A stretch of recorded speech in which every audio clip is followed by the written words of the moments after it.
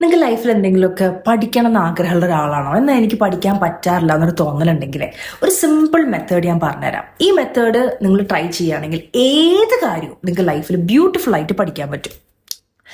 DIKW pyramid. DIKW pyramid. Data, information, knowledge, wisdom. ഒരു example വെച്ച് പറഞ്ഞുതരാം. ഡാറ്റ എന്ന് വെച്ച് കഴിഞ്ഞാൽ നിങ്ങളുടെ കയ്യിലൊരു കുക്കറി ബുക്ക് ഉണ്ടെങ്കിൽ അത് നിങ്ങൾക്കൊരു ഡാറ്റയാണ്. ഒരുപാട് ബുക്ക് ഉണ്ടെന്നുള്ളതിൻ്റെ അർത്ഥം നമുക്കത് അറിയാം എന്നുള്ളതല്ലോ. അത് നമ്മൾ വായിച്ചു കഴിഞ്ഞാൽ, എക്സാമ്പിൾ ഒരു സാമ്പാർ ഉണ്ടാക്കുന്നത് എങ്ങനെയാണ് നമ്മൾ വായിച്ചു കഴിഞ്ഞാൽ അതൊരു ഇൻഫർമേഷൻ ആണ്. അതിൻ്റെ അർത്ഥം സാമ്പാർ ഉണ്ടാക്കാൻ അറിയുന്നല്ല. Knowledge, data, information, knowledge.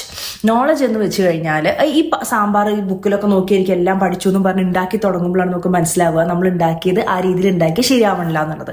അപ്പം നമ്മൾ അമ്മേനെയോ ബാക്കിയുള്ള ഫ്രണ്ട്സിനെയോ ഒക്കെ വിളിച്ചിട്ട് ഇനി എങ്ങനെ ഉണ്ടാക്കാൻ നോക്കി ചോദിച്ച് പിന്നെ കറക്റ്റ് ചെയ്ത് അപ്പോൾ ഡാറ്റയും ഇൻഫർമേഷനും അറിഞ്ഞിട്ട് നോളജിൻ്റെ സ്റ്റേജിൽ കുറച്ചധികം നമ്മൾ പ്രാക്ടീസ് ചെയ്താൽ മാത്രമാണ് നമ്മളിത് പഠിക്കുക.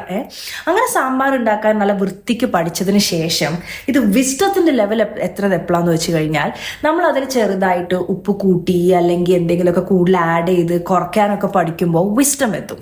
അപ്പോൾ ഡാറ്റ ആദ്യം കിട്ടി, അത് ഇൻഫോർമേഷനായി, അത് നോളജായി, പിന്നെ വിസ്ഡം ആവുമ്പോഴാണ് ഏതൊരു കാര്യവും നമ്മൾ ബ്യൂട്ടിഫുൾ ആയിട്ട് ലൈഫിൽ പഠിക്കുന്നത്. Thank you.